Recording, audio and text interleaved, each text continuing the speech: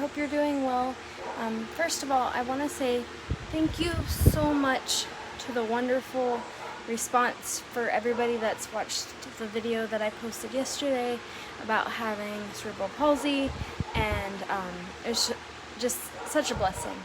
One of you that watched the video mentioned that you would like to know more, and I'm not exactly for sure like what you'd want to know, so if there's specifics about either our life overseas or me dealing with cerebral palsy or just whatever you want to know more about, please comment down below and I will do my best to answer whatever questions you have, or just to expand on any of the videos that I've made before. So anyways, thank you guys so much for being a blessing and watching our videos and taking an interest in our life. I do want to apologize for the fact that I haven't lately been doing more videos of like going around the house or showing the kids or anything.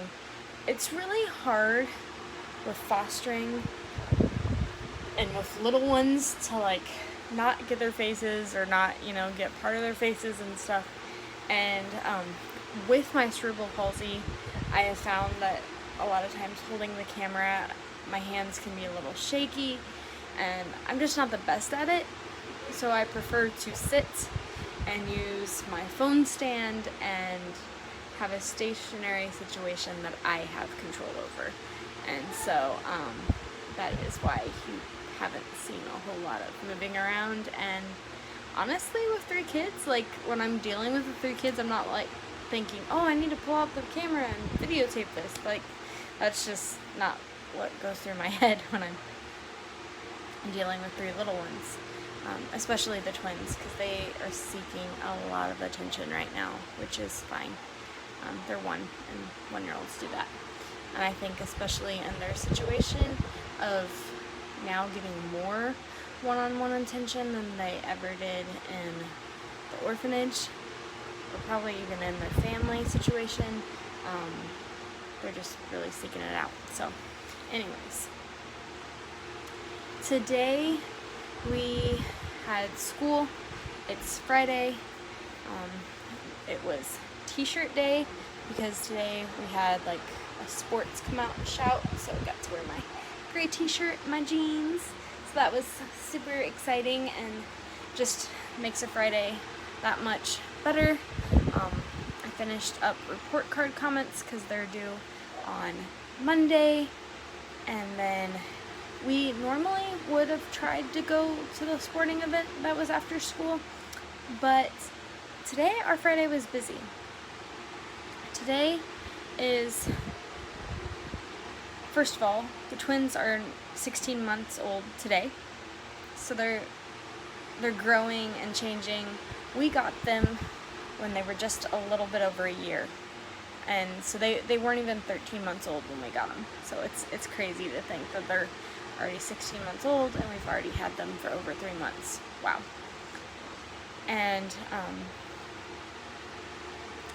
last month, at the beginning of the month, no, it wasn't at the beginning of the month, or yeah, it was near the beginning of the month, their biological parents showed interest in seeing them, and so we took them to the child welfare office and they saw their parents for a half hour, and the parents wanted to do that again this month, and so we did that today. And Thomas had preschool and then speech, so we kind of split up and conquered. I went with the girls and my 2 helpers because I'm an American, because I'm white, because I'm different. There has been an agreement, more so just a verbal agreement of I won't meet the parents and the parents won't meet me, for my sake, for my family's sake. And so my helper my helpers went upstairs and took the twins up to see their parents, and I stayed downstairs, and one of the twins was not excited to see her parents and was not having it, and so she ended up just staying with my helper. And you know, honestly, that's fine. I mean, yes, the parents have the right to see their kids, and I support that. But with that being said, the twins have been in the custody of Davao since 4 months old. And so that's 4 months old was the last time they had seen their parents. And February was the first time in a year that they had seen their parents. And so you can't expect a kid in just a half hour to warm up to a stranger. Like, I remember when we brought the twins to our home from the welfare office, like, they cried all the way home. And they, you know, still have times of adjustment and things. And so I don't blame the twin, but I also don't blame the parents for wanting to see the twins. And I mean, it's comforting for me to know that it's just a visit.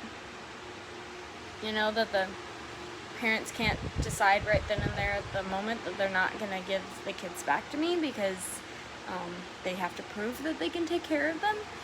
And so, anyways, we had that visit.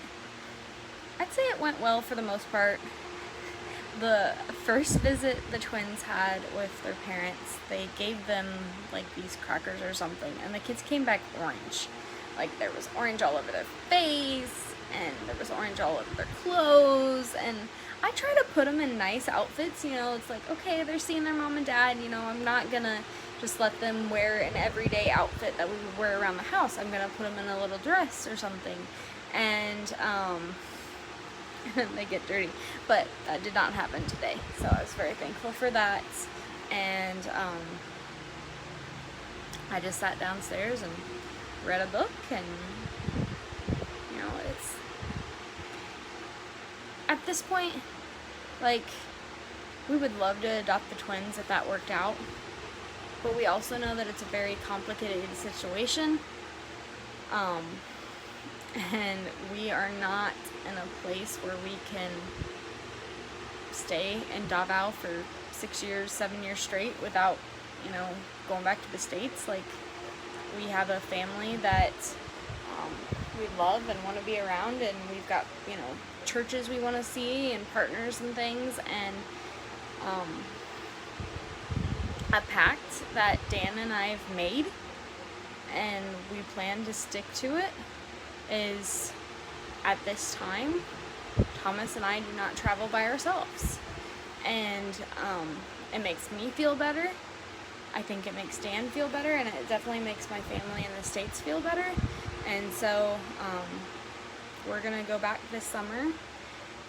But one of the things that I did talk to the DSWD social worker, I said, you know, hey, if things are not moved along and progressed enough, if you still need time to figure things out for the twins, we would be okay with them staying at our house with the people that help us watch them on a daily basis, you know, so that they would still be with people that they knew and people that they were around. Because you think about transitions and things that are challenging and difficult on kids, and anything that you can provide of consistency is best.